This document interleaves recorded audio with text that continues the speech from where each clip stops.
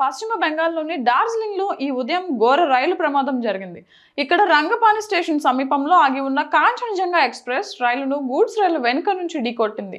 ఢీకొనడం వల్ల కాంచనజంగా ఎక్స్ప్రెస్ రైలు వెనుక 3 బోగీలు తీవ్రంగా దెబ్బతిన్నాయి. ఈ ప్రమాదంలో 5గురు మృతి చెందగా 30 మంది ప్రయాణికులు గాయపడినట్లు సమాచారం. విషయం తెలుసుకున్న రెస్క్యూ టీం వెంటనే ఘటనా స్థలానికి చేరుకుని సహాయక చర్యలు ముమ్మరం చేసింది.